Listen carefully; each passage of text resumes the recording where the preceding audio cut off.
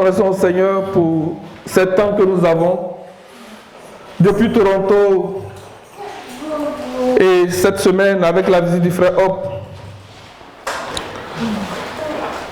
Et vraiment le Seigneur a mis sur mon cœur un thème qui va être comme une série de partages aussi, comme on l'a vu avec Ézéchiel 37. Et je bénis le Seigneur parce que pendant les rencontres avec le frère Hop, c'est venu comme une confirmation des choses que j'avais sur le cœur. Amen. Mais avant d'annoncer ce thème-là, je voudrais faire quand même une petite lecture de ce temps que nous avons présentement. Quand le frère Hop est venu, il a voulu avoir des moments avec les anciens. Amen. Et à la suite de ce moment, nous avons eu des moments d'ensemble avec lui.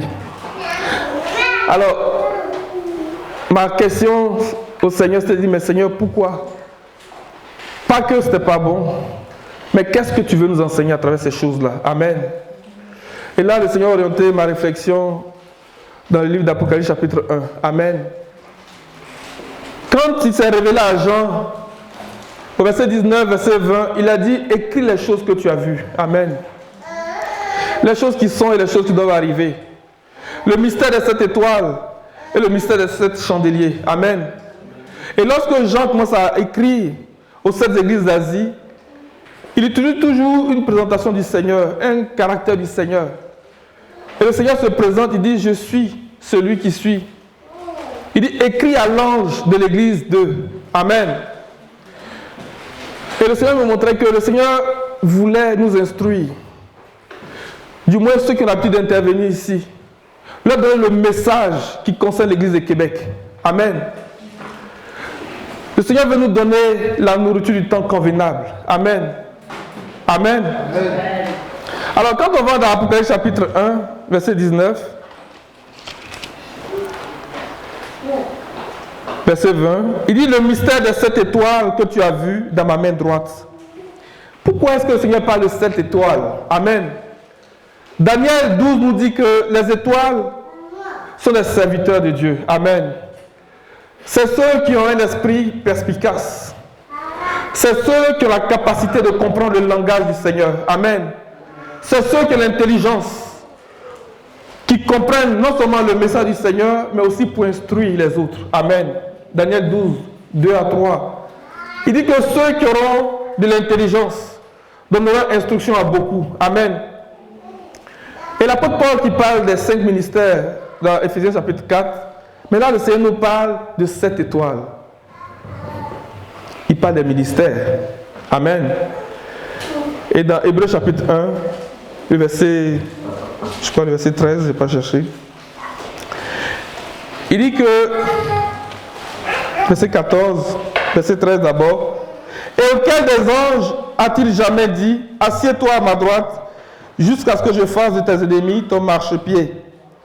Ne sont-ils pas tous des esprits au service de Dieu envoyés pour exercer un ministère en faveur de ceux qui doivent hériter du salut? Amen. Amen. Et le Seigneur nous parle de 7 ministères. Il nous parle de 7 étoiles, il parle de 7 ministères. Amen. Et si on se réfère à Éphésiens chapitre 4, il parle des apôtres, des prophètes, des évangélistes, des docteurs, des pasteurs. Mais les 2 autres ministères, qui sont-ils? Où sont-ils? Amen. Mais le Seigneur parle du ministère de l'Esprit. Amen. L'Esprit lui-même est un ministre, est un dispensateur. Je ne peux pas dire le dispensateur. Amen. L'Esprit lui-même est le dispensateur. C'est pour ça que quand Paul commence à parler dans 2 Corinthiens 3, il dit que le Seigneur nous a rendu capables d'être serviteurs d'une nouvelle alliance. Non de la lettre, mais de l'esprit. Il parle du ministère de l'esprit. Amen. Et l'église lui-même, le corps du Seigneur est un ministère aussi. Amen. C'est pour ça que dans Éphésiens 2, verset 19 à 21, il dit que l'église se lève comme un temple en esprit. Amen. C'est un ministère. Et donc le Seigneur s'attend à ce que des personnes se lèvent du milieu de l'assemblée. Amen. Pour rentrer dans le sacerdoce au nom de Jésus. Amen. Et celui qui nous rend capable de faire ces choses, c'est le Saint-Esprit. Amen. Et donc, Le sujet que je voulais partager avec vous, surtout dans Zacharie chapitre 10, verset 1, mais en lien avec le Deutéronome 11, à partir du verset 10. Et je bénis le Seigneur que nous ayons pu rencontrer le frère Hope parce qu'il est venu préciser vraiment ce sujet-là. Amen. Dans la version du second, la manière dont c'est dit, ce n'est pas exactement ce que le Seigneur veut enseigner. Amen. Amen. Zacharie 10, le verset 1, Deutéronome chapitre 11, pas du verset 10. On va commencer d'abord dans Deutéronome. Le frère Saturne, tu avais ta version. Hein. Ta version était la bonne, qui exprimait mieux la pensée du Seigneur. Deutéronome 11, à partir du verset 10. Verset 10 au verset 15. Car le pays dont tu vas entrer en possession n'est pas comme le pays d'Égypte, d'où vous êtes sortis, où tu jetais dans les champs ta semence et tu les arrosais avec ton pied, comme un jardin potager. Le pays que vous allez posséder est un pays de montagnes et de vallées qui boit les eaux de la pluie du ciel. Amen. Quel est ce pays-là qui boit les eaux de la pluie du ciel? C'était ça au début de la méditation que j'avais et je me demandais au Seigneur, mais quel est ce pays-là? Amen. Il dit c'est un pays dont l'Éternel, ton Dieu, prend soin et sur lequel l'Éternel, ton Dieu, a continuellement les yeux du commencement à la fin de l'année. Dans d'autres versions, il dit du premier jour de l'année au dernier jour de l'année. Amen. Une année dans le langage de la prophétie, ce n'est pas comme une année, j'ai envie de dire, physique que nous avons aujourd'hui. Amen. Le Seigneur dit que l'Esprit du Seigneur est sur moi pour annoncer une année de grâce du Seigneur. Amen. Une année de grâce du Seigneur. Amen. Donc l'année de grâce du Seigneur, là, à l'époque du sacerdoce lévitique, ça correspondait à la journée des expiations. Amen. Mais le Seigneur est venu, à travers la Pâque, il a fait le sacrifice. Mais en faisant le sacrifice, il a pris le sang pour aller dans le lieu très saint, pour nous obtenir un rachat éternel, une rédemption éternelle. Alléluia. Et il est devant le Père, il comparait pour nous. Amen. Quand le Seigneur va finir cette action, quand il va finir de faire le sacrifice, amen, ça correspond à l'année des grâces du Seigneur. Amen. Donc nous considérons aujourd'hui que nous sommes dans cette année-là. Alléluia. Nous sommes dans cette année-là, les frères. Est-ce que nous saisissons ce qui se passe? Il dit que c'est un pays dont l'Éternel, ton Dieu, a les regards du premier jour de l'année jusqu'au dernier jour de l'année. Or, nous sommes dans l'année des grâces du Seigneur. Amen. Donc le Seigneur a ses yeux sur nous. Amen. Le Seigneur a ses yeux sur l'Église. Amen. Et il s'assure que ce pays qu'est l'Église, amen, que ce pays-là ait la pluie en son temps. Amen. Amen. Il s'assure que ce pays-là, ce corps de personnes, ce peuple-là, ait la nourriture du temps convenable. Alléluia. C'est pour ça qu'il dit que l'Éternel, ton Dieu, a ses regards du premier jour de l'année au dernier jour de l'année. Amen. Et nous sommes dans cette année de grâce du Seigneur. Nous sommes ce pays-là. Et le Seigneur a ses yeux sur nous. Pourquoi? On continue la lecture. Il dit, si vous obéissez à mes commandements, verset 13, que je vous prescris aujourd'hui, si vous aimez l'Éternel, votre Dieu, si vous le servez de tout votre cœur et de toute votre âme, verset 14, je donnerai à votre pays la pluie en son temps. Alléluia. Parce que le Seigneur, il donne la pluie à un temps marqué. Amen. C'est pour ça que quand nous allons aller dans Zacharie chapitre 10, verset 1, la précision que le frère a donnée est vraiment capitale. Elle est vraiment importante. Alléluia. Parce que dans Zacharie 10, verset 1, tel que c'est dit, ça prête vraiment à confusion. Et ça peut faire que notre prière ne soit pas orientée de la bonne façon. Amen. On va le comprendre tout à l'heure. Il dit, je donnerai à votre pays la pluie en son temps. La pluie de la première et de l'arrière saison. Et tu recueilleras ton blé, ton mou et ton huile. Alléluia. Le blé, on peut comprendre. Mais le mou qui est le vin nouveau, comment on peut récolter le vin nouveau? Comment on peut récolter de l'huile comme si c'était quelque chose qu'on semait? Déjà ces choses-là, ce langage-là doit nous interpeller et nous amener à nous poser les vraies questions. Amen. Si tu me parles du blé, je peux comprendre. À la manière des hommes, on sème, on récolte le blé. Mais le vin nouveau, ce n'est pas quelque chose qu'on va récolter. L'huile, ce n'est pas quelque chose qu'on va récolter. Alors d'où vient vraiment cette récolte de vin nouveau et d'huile? Alléluia.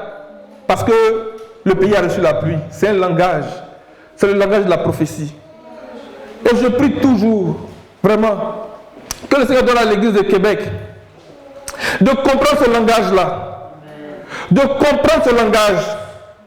Le Seigneur, il parle d'un langage, nous le disons, nous le répétons, il parle d'un langage qui est un ensemble d'images, de symboles, de paraboles, de métaphores. Amen. Et il veut que nous comprenions ce langage-là.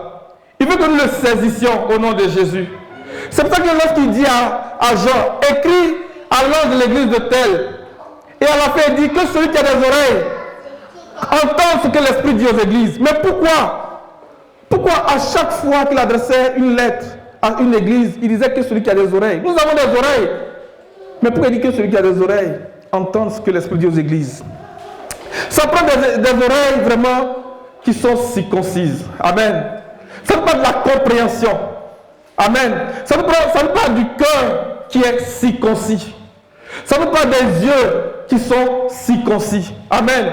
C'est pour ça que quand Moïse a annoncé la seconde alliance, il a dit, si jusqu'à présent, l'Éternel ne t'a pas donné des yeux pour voir, des oreilles pour entendre, il parle de la compréhension, un cœur pour comprendre, il dit, il va le faire maintenant. Amen. Et c'est ce qu'il a fait avant qu'il ne traverse les eaux du Jourdain. Amen. La séparation des eaux du Jourdain, c'était vraiment une intervention chirurgicale que ce qu'il est en train de faire. Amen.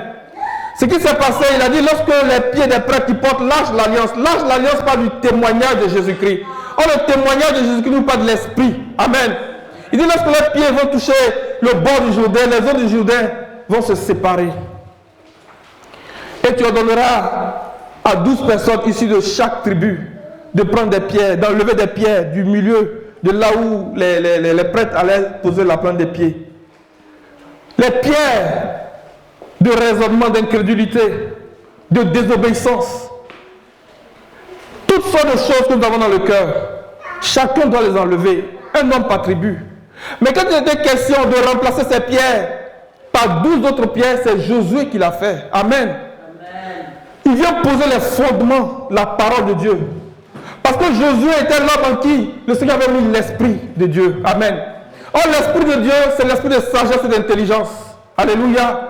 C'est l'Esprit de conseil et de force. C'est l'Esprit de connaissance et de crainte de l'Éternel. C'est Josué qui a posé ces pierres-là. Ce n'étaient plus les 12 hommes qui avaient été choisis précédemment. C'est une signification. Amen. Et le Seigneur nous édifie, nous bâtit sur le fondement des apôtres et des prophètes. Alléluia. La ville achevée que nous voyons dans l'Apocalypse chapitre 21 avec 12 portes. Alléluia. Et sur les fondements de ces portes-là, il y avait le nom de 12 ans, de 12 apôtres du Seigneur. Alléluia. Et la Bible dit que les fondements de ces portes-là étaient des pierres précieuses. Alléluia. Étaient des pierres précieuses. Des pierres de saphir, d'émeraude, de calcédoine, d'onyx, de jaspe, de chrysolite, d'améthyste, d'agate. Alléluia. Que le Seigneur pose ses fondements dans nos cœurs ce matin au nom de Jésus. Que lui-même fasse cette intervention dans notre cœur au nom de Jésus. Parce que la sagesse vaut mieux que les perles. La sagesse vaut mieux que les perles. Et Josué était l'homme qui avait l'Esprit de Dieu. Et lorsqu'il était question de rentrer dans le pays, il a dit il y a eu seulement 2 hommes qui avaient été animés d'un autre esprit. Ils avaient été animés de l'Esprit de Dieu. Alléluia. Josué et Caleb. Que le Seigneur nous aide ce matin à comprendre le langage de la prophétie. Verset 15. Je mettrai aussi dans tes champs de l'herbe pour ton bétail, et tu mangeras, et tu te rassasieras. Alléluia. Le Seigneur il veut que nous soyons des personnes qui ne soient pas affamées. Il veut nous nourrir en abondance. Il veut que nous ayons la nourriture à satiété. Amen. Que le bâton du pain ne soit pas rompu pour nous, au nom de Jésus. Amen. Alors, il dit qu'il va envoyer la pluie en son temps. Et le Seigneur nous demande de demander la pluie. Allons-y voir ce qu'il nous dit dans Zacharie 10, verset 1. Et ce matin, ça va être comme une présentation vraiment de ce thème-là que nous allons voir selon la mesure de grâce que le Seigneur va nous accorder. Mais ce que nous voulons faire ce matin autour de ce thème, c'est de dire, Seigneur, tu me dis de demander la pluie. Comment demander la pluie? Comment je demande la pluie? Et le Seigneur va nous montrer comment on demande la pluie. Alléluia. Zacharie 10. On va lire dans 2 versions pour faire ressortir vraiment ce que le frère Hop a précisé, qui est vraiment important, qui est vraiment capital pour que notre prière soit efficace. On va lire la version Louis II d'abord, et puis le frère Saturnin va lire dans sa version, puis vous allez voir la différence. Peut-être que je vais poser la question pour savoir, est-ce que quelqu'un voit la différence? Pour voir si on se suit. Alléluia! Amen! Amen. Mon frère, tu peux lire dans la version Louis II, s'il te plaît? Zacharie 10, verset 1. Demandez à l'Éternel la pluie du printemps. L'Éternel produira des éclairs et il vous enverra une abondante pluie. Il donnera à chacun de l'herbe dans son champ. Amen. On revoit un peu la parole du Seigneur dans Deutéronome chapitre 11 que nous venons de lire. Amen. Amen. Il dit de demander la pluie. Lui-même il dit que c'est un pays sur lequel il a ses regards. Et si nous obéissons à ses commandements, si nous l'aimons de tout notre cœur, de toute notre âme, il va envoyer la pluie en son temps. Là, c'est déjà une précision. Il donne la pluie en son temps. Il donne la nourriture du temps convenable aux gens de sa maison. Amen. Et le frère Saturnin va lire dans sa version. Zacharie chapitre 10, verset 1. Demandez à l'Éternel qu'il pleuve au temps de la pluie du printemps. Amen. L'Éternel produira des orages et leur donnera une averse de pluie. Il donnera à chacun de l'herbe dans la campagne. Alléluia. Est-ce que quelqu'un voit la différence, la nuance ici? Est-ce que quelqu'un a vu la nuance? Mon frère, tu peux lire plus fort? Demandez à l'Éternel qu'il pleuve au temps de la pluie du printemps. L'Éternel produira des orages et leur donnera une averse de pluie. Il donnera à chacun de l'herbe de la campagne. Alléluia. Amen. Qui voit?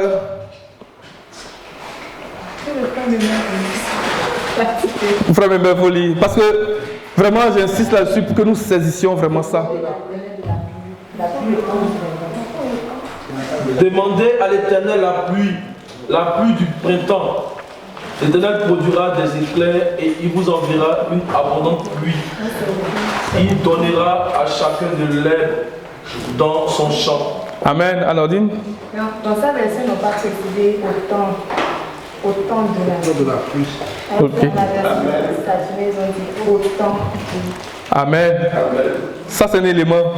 Et l'autre élément? Moi, je trouve, ici, on dit abondante pluie. De l'autre côté, c'est des orages et des averses. On peut le comprendre, ça dépend de l'interprétation que nous faisons des orages et des averses. L'orage, c'est quelque chose qui est fort aussi. La pluie abondante, mais c'est une pluie abondante, on n'a pas besoin de révélation pour ça. Mais un détail, il dit qu'il pleuve. Demandez à l'Éternel qu'il pleuve. Pour que le Seigneur vous donne la pluie en son temps. Amen. Je ne prie pas pour avoir la pluie du printemps, au moment où je suis dans le printemps, ou bien au moment où je suis à l'automne. Mais Seigneur, qu'il pleuve en son temps. C'est la prière qui est faite dans la version du frère Saturnin. Parce qu'il y a une différence entre demander la pluie de l'arrière-saison et de dire au Seigneur qu'il pleuve. Pour que le Seigneur nous envoie la pluie en son temps. Amen. Est-ce que nous comprenons un peu? Frère Saturnin, tu peux relire. Zacharie chapitre 10, verset 1. Demandez à l'Éternel qu'il pleuve au temps de la pluie du printemps. Regardez bien. Demandez à l'Éternel qu'il pleuve au temps de la pluie du printemps. Voilà. Seigneur, que ta pluie vienne au temps de la pluie du printemps. Oui. Demandez au Seigneur qu'il pleuve au temps de la pluie printanière. C'est le Seigneur qui produit les orages. C'est la même chose. Qu'il pleuve. C'est le vœu de mon cœur. C'est la prière que j'adresse au Seigneur. Amen. qu'il pleuve. Alléluia. Alors la pluie, c'est quoi pour nous? Amen. La pluie représente quoi? Alléluia. La pluie, qu'est-ce que ça représente? Dans Ésaïe 55, verset 10, Deutéronome 32, on va dire verset 1. Mais la pluie du printemps, c'est quoi? Parce qu'il y a deux choses qu'il faut distinguer. Qu'il pleuve au temps du printemps. Et que représente le temps du printemps? Amen. On va lire ces passages-là qui vont nous guider dans notre réflexion. Amen. Et ça va venir nous aider à faire la prière que le Seigneur veut que nous fassions pour avoir la pluie en son temps. Alléluia. Amen. Parce que si nous n'avons pas la pluie en son temps, nous ne pouvons pas récolter. Amen. Amen. Si nous n'avons pas la pluie en son temps, la plante ne peut pas germer. La terre ne peut pas être fécondée. Nous n'aurons pas du pain pour nous qui mangeons. Alléluia. Alléluia. On va mettre Ésaïe 55, verset 10. Et puis quelqu'un doit prendre Deutéronome 32, à partir du verset 1. Ésaïe 55, verset 10. Comme la pluie et la neige descendent des cieux et n'y retournent pas sans avoir arrosé, fécondé la terre et fait germer les plantes, sans avoir donné de la sémence au semeur et du pain à celui qui mange. Ainsi en est-il de ma parole qui sort de ma bouche. Elle ne retourne point à moi sans effet, sans avoir exécuté ma volonté et accompli mes desseins. Alléluia. Ce passage est vraiment pertinent. Parce qu'il vient nous montrer pourquoi est-ce que la pluie est nécessaire. Qu'est-ce que la pluie vient faire? Amen. Et quand on va commencer à progresser, nous allons nous mettre dans la peau d'un cultivateur.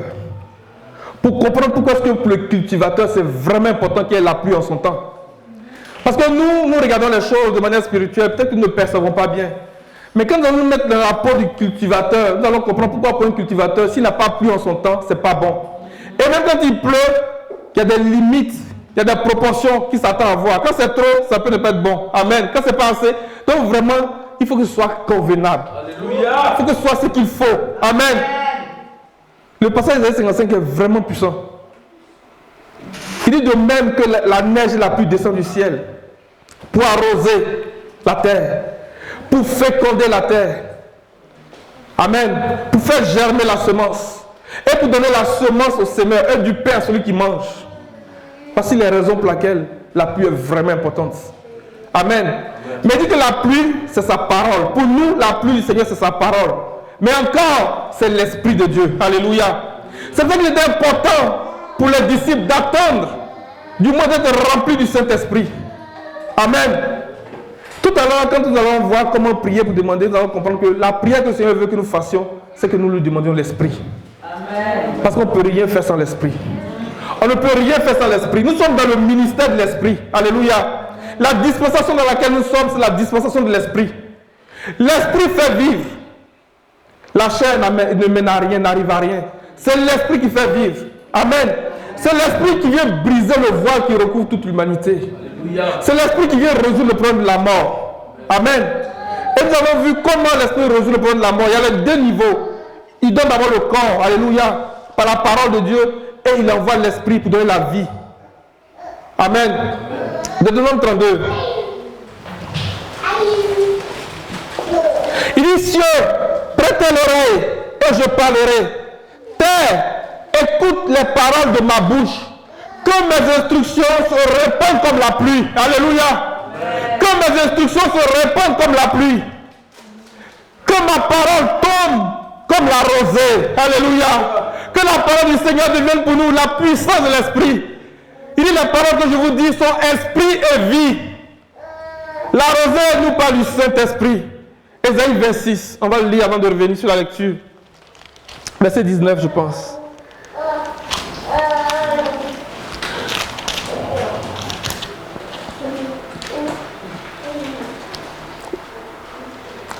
Verset 23. Attendez, c'est ça, verset 19. Ésaïe 26, verset 19. Il dit que tes morts revivent, que mes cadavres se relèvent. Il parle du mystère de la résurrection. Les amis, il parle du mystère de la résurrection. Que mes morts revivent, que mes cadavres se relèvent. Il a relevé Christ d'entre les morts par la puissance de l'Esprit qu'il a déployé en lui. Amen. Est-ce qu'on se comprend un peu? L'apôtre Paul dit, je prie pour vous. Je sais que vous avez la force et l'amour. Mais je prie que Dieu illumine les yeux de votre cœur, afin que vous sachiez quelle est l'espérance qui s'attache à votre appel. Amen. Et quelle est envers nous qui croyons l'infinie grandeur de sa puissance se manifeste avec efficacité par la vertu de sa force, qui est le Saint-Esprit. Il dit cette puissance, il a déployé en Christ en le relevant des morts. Alléluia. En le ressuscitant des morts. Il veut déployer cette puissance en nous. Nous devons prier pour qu'au moment marqué, au son de la dernière trompette, que cette puissance soit relâchée dans l'église. Alléluia. Pour briser les liens de la mort. Amen. Pour briser le voile qui recouvre toute l'humanité. C'est pour ça que le Seigneur veut que nous prions. Il dit que mes instructions se répandent comme la rosée. Qu'est-ce que la rosée va faire? C'est ça qu'il a dit dans Isaïe 26. Alléluia. Amen. Que mes morts revivent. Que mes cadavres se relèvent. Réveillez-vous et tressaillez de joie, habitants de la poussière. L'habitant de la poussière, c'est la mort. Il dit, car ta rosée est une rosée vivifiante. Amen. Et la terre redonnera le jour aux ombres. Alléluia. La rosée nous parle du Saint-Esprit. Que ses instructions se déversent comme la rosée. Il dit, demandez à l'Éternel qu'il pleuve. Amen. Qu'il pleuve. Pourquoi la pluie? Que représente la pluie? C'est de ça que nous parlons. On va continuer la lecture dans Deutéronome 32.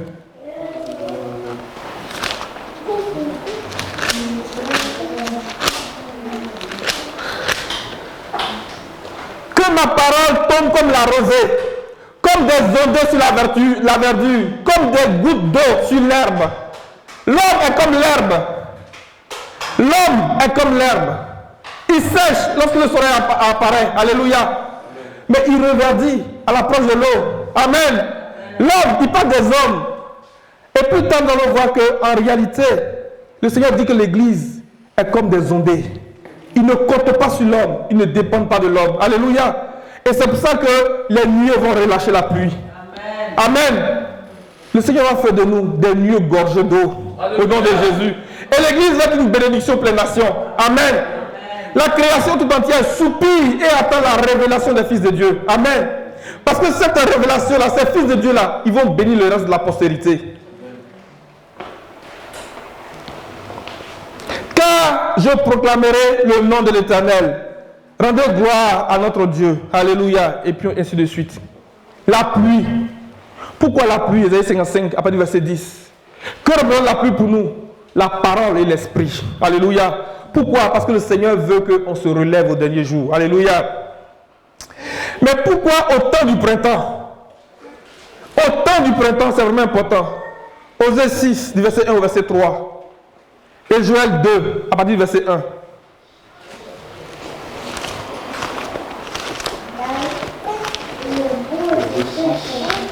À partir du verset 1, verset 1 au verset 3, mais il y a le verset, je crois le verset 4. Qui nous intéresse. Mais les deux premiers versets, les trois premiers versets sont vraiment importants parce qu'il vient établir le fait que le Seigneur a dit aux pharisiens, détruisez ce temple et en 3 jours je le relèverai. Pourquoi 3 jours? Qu'est-ce qui se passe au premier jour? Qu'est-ce qui se passe au deuxième jour? Et qu'est-ce qui se passe au troisième jour? Alléluia. Au troisième jour je le relèverai. C'est ça que Osée 6 en train de nous dire ici, à partir du verset 1. Venez, retournons à l'Éternel, car il a déchiré, mais il nous guérira. Il a frappé, mais il bandera nos plaies. Verset 2. Il nous rendra la vie dans 2 jours. Il nous rendra la vie dans 2 jours. Le troisième jour, il nous relèvera. Le troisième jour, il nous relèvera. Et nous vivrons devant lui. Alléluia. Continue. Connaissons, cherchons à connaître l'Éternel. Sa venue est aussi certaine que celle de l'aurore. Pause. Joël 2, verset 1 au verset 2, avant de finir le verset là. Je vais lire Joël 2. Il dit, sonnez de la trompette en Sion. Faites-la retentir sur ma montagne sainte. Que tous les habitants du pays tremblent.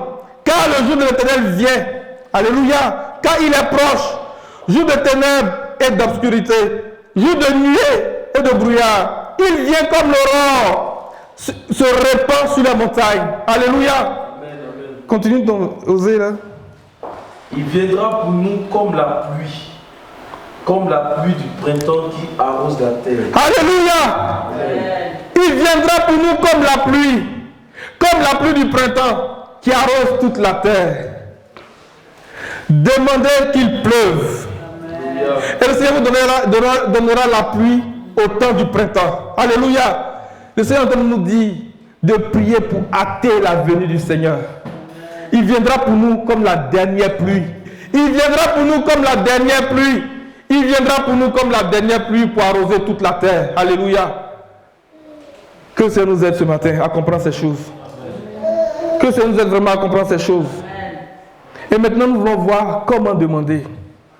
Et pour mieux demander, mettons-nous dans l'attitude, dans la peau du cultivateur. Parce que lui, s'il n'y a pas la pluie, il est mal. Amen. Et pour nous orienter vraiment dans ce sujet, nous allons considérer Jacques chapitre 5.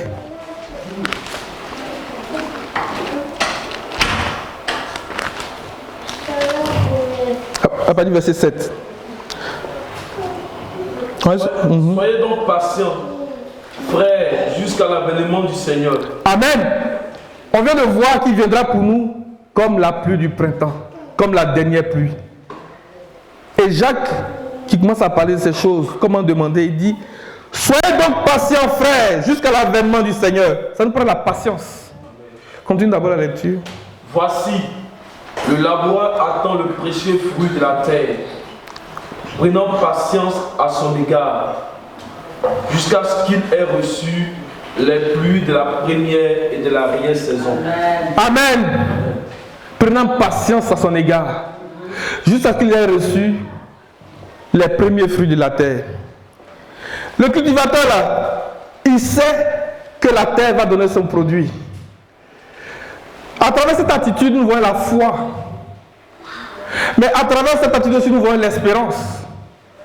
Parce que Paul, il dit que, dans Romains chapitre 5, il dit que nous nous réjouissons même dans nos afflictions. Amen. Parce que les afflictions produisent en nous la persévérance. Amen. Et la persévérance, la victoire dans l'épreuve. Amen. Parce que la victoire, notre victoire qui triomphe du monde, c'est la foi. Donc, nous nous réjouissons dans nos afflictions. Nous nous réjouissons parce que les afflictions vont produire en nous la persévérance. Amen. Vont produire en nous la persévérance. Et la persévérance va produire en nous la foi. Et la foi, l'espérance. Alléluia. Il dit parce que l'amour de Dieu est déversé dans notre cœur par le Saint-Esprit qui nous a été donné. Donc le cultivateur, là, à travers cette patience, cette attente, il est en train de montrer, il est en train de parler. Il est en train de dire que lui, là, il a non seulement la persévérance qui fait que nous avons des racines, des profondeurs. Alléluia. Qui fait que lorsque les vents vont souffler, parce que nous sommes profondément enracinés, nous n'allons pas nous ébranler. La persévérance nous parle des racines. Nos racines que nous tendons vers le courant d'eau. Et qui nous permet d'aller puiser la subsistance nécessaire. Pour que nous n'apercevions pas la famine, quand vient la famine. Pour qu'au temps de la sécheresse, nos feuillages restent bien verts. Alléluia. La persévérance nous parle de nos racines. Soyons solidement racinés dans le Seigneur. Soyons solidement racinés dans la parole de Dieu. Que nos racines, que vraiment notre persévérance soit profondément ancrée dans la parole de Dieu. Pour y puiser notre subsistance. Pour qu'au temps de la sécheresse, pour qu'au temps de l'épreuve, nous soyons patients. Amen. Que nous soyons patients. Amen. Et il a la persévérance, la foi. Il sait qu'il va voir les fruits de la terre. La foi est la ferme assurance des choses qu'on espère et une démonstration de celles qu'on ne voit pas. Pour avoir possédé, les anciens ont reçu un témoignage favorable. Hébreux 11. Et le cultivateur dit que lui voit déjà le fruit de la terre. Il démontre qu'il voit le fruit de la terre. Pourquoi? Regardez Romains 8, verset 24, verset 5. Et puis on va revenir à ça.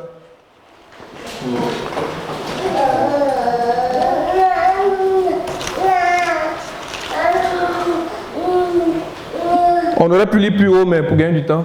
Verset 24, il dit: car c'est en espérance que nous sommes sauvés. Or, l'espérance qu'on voit n'est plus de l'espérance. Tu vois ça comment? Le cultivateur voit le fruit de la terre. Il dit l'espérance qu'on voit n'est plus de l'espérance. Il dit ce qu'on voit, peut-on l'espérer encore? Non, je le vois. La foi est la ferme assurance des choses qu'on espère. Et une démonstration de celles qu'on ne voit pas. Le cultivateur est en train de démontrer que lui voit le fruit de la terre. Amen. Verset 25. Mais si nous espérons en ce que nous ne voyons pas, nous l'attendons avec persévérance. C'est l'attitude du cultivateur. Il attend avec persévérance. Oh, vraiment, que la parole de la persévérance soit entre nos jambes. Amen. Parce qu'il va y avoir une tribulation dans le monde qui va venir éprouver les habitants de la terre. Mais parce que nous gardons la parole de la persévérance en Jésus-Christ, il va nous protéger à l'heure de la tribulation. La lettre adressée à l'église de Philadelphie. Amen. Ça, c'est l'attitude du cultivateur. Il dit, le laboureur attend le précieux fruit de la terre, prenant patience à son égard, jusqu'à ce qu'il ait reçu les pluies de la première et de l'arrière-saison. On va rentrer dans ces choses plus en détail dans les prochains jours. Amen. Mais maintenant, comment demander? Regardez dans le même chapitre 5 de Jacques, verset 17, verset 18. Et là, le Seigneur nous révélait la prière que nous devons faire. Qu'il pleuve. Alléluia. Qu'il pleuve. Il dit, Élie était un homme de la même nature que nous. Il pria avec insistance. Il y a l'insistance là-dedans. L'insistance nous parle de la piété. Alléluia. La Bible dit que le Seigneur a été exaucé à cause de sa piété. Parce que durant les jours de sa chair, il a adressé des prières avec des larmes, des supplications, avec des grands cris. Parce à celui qui pouvait le délivrer de la mort. Et il a été exaucé à cause de sa piété. Et dans cette expression, vraiment, j'ai envie de dire, dans la piété, nous avons aussi l'expression des promesses de la vie présente et de la vie à venir. Vous allez voir où est-ce qu'on s'en va avec les promesses. Le Saint-Esprit avait été promis. Et les disciples devaient prier jusqu'à ce que la pluie vienne en son temps. Quand on lit bien Actes chapitre 1, on dit il persévérait dans la prière. Il persévérait dans la prière. Actes chapitre 2, au jour de la Pentecôte. Pourquoi il dit le jour de la Pentecôte? C'était un temps marqué par le Père. Il fallait que la pluie vienne. Le jour de la Pentecôte, le Saint-Esprit est venu. Élie, il priait avec insistance pour qu'il ne plût point. Et il ne tomba point de pluie sur la terre pendant 3 ans et 6 mois. Verset 18, puis il pria de nouveau. Amen. Et le ciel donna de la pluie et la terre produisit son fruit. Amen. Il a prié encore avec insistance. Et le Seigneur a donné aux nuées de relâcher la pluie. Et la pluie est venue. Mais allons-y voir la prière d'Élie. Ça nous enseigne beaucoup de choses. Et c'est cette prière que je voulais partager avec nous ce matin. Quand le Seigneur dit demander qu'il pleuve. Comment demander? Faisons la prière d'Élie, les amis. Amen. Faisons la prière d'Élie. Élie a prié, la pluie est venue. Alléluia. Élie a prié, la pluie est venue. Amen. 1 Roi chapitre 18. Alléluia.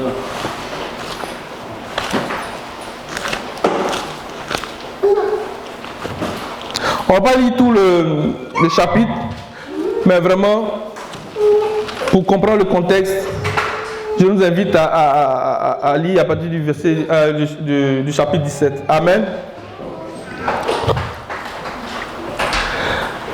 C'était un contexte vraiment de famine atroce. C'était un contexte vraiment de mort. Un contexte de sécheresse. Et la sécheresse, la mort, la famine, ça n'est pas des ténèbres aussi. Amen. Ça n'est pas du règne des esprits des princes de ce monde. Ça nous parle du règne des prophètes de Baal. Ça nous parle de l'idolâtrie. Ça nous parle de la magie de la divination. Ça nous parle des sciences occultes. C'est dans ce contexte-là que le ciel était fermé pour Israël. Parce que Jézabel était assise sur le trône et puis elle régnait. Elle est venue démolir l'autel du Seigneur. Elle a tué les prophètes. Tuer les prophètes là, c'est aller contre l'esprit de la prophétie. C'est pour ça qu'Élie va dire, ils ont démoli tes autels. Ils ont tué tes prophètes. L'esprit de la prophétie, qui est celui qui est la mémoire, qui nous donne la révélation de ce que c'est en train de faire, du début à la fin. Elle voulait mettre fin à l'esprit de la prophétie, qu'il n'y ait plus de prophète. Les auteurs nous parlent de l'adoration, nous parlent du culte, nous parlent de comment on fait appel au Seigneur. Quand Abraham est sorti de la Mésopotamie, quand le Seigneur s'est révélé à lui, au niveau des Haïs, la Bible qu'il a dressé un autel et il a invoqué l'Éternel. Si on ne sait pas invoquer l'Éternel, si on ne sait pas prier, comment on va faire des prières qui vont toucher le cœur du Seigneur? Surtout quand on parle de demander la pluie. Elle a renversé les autels du Seigneur. Et il est venu pour restaurer ces choses-là. Et la Bible dit, dans le livre de Malachie, qu'avant la venue du Seigneur, il va envoyer son serviteur Élie. Amen. Et lorsque le Seigneur était avec ses disciples sur la montagne de la transfiguration, lorsqu'ils ont vu ces choses, ils ont dit, mais ça là, c'est les choses, c'est ce qui va se passer au dernier jour. Mais on nous a enseigné qu'Élie doit venir d'abord. Élie, si vous voulez le savoir, Élie est déjà venu, mais ils ne l'ont pas reconnu. Élie nous parle de l'esprit de la restauration. C'est l'esprit de grâce. C'est l'esprit que le Seigneur répand sur son église pour restaurer les choses du Seigneur. Amen. Ce n'est pas Élie seul, c'est un corps d'Élie. Et dans les temps les derniers, le Seigneur va répandre son esprit. Vraiment qu'il y ait un temps de restauration. Amen. Je ne parle pas d'un temps de réveil. Je parle de la restauration. Élie est venu, la première chose qu'il a faite, il a restauré l'autel de l'Éternel avec les 12 pierres, selon les 12 tribus d'Israël. Amen. Le fondement des apôtres et des prophètes. Quand ils sont revenus de la captivité de Babylone, la première chose qu'ils ont faite, ils ont restauré l'autel du Seigneur. Ils ont commencé à offrir les sacrifices, les holocaustes. Amen. Ils ont commencé à adorer le Seigneur. La première chose que le Seigneur nous invite à faire, vraiment dans ce temps de confusion, dans ce temps de ténèbres, dans ce temps effroyable, dans ce temps difficile, c'est de restaurer l'autel du Seigneur. Que dans nos maisons, l'autel du Seigneur soit restauré.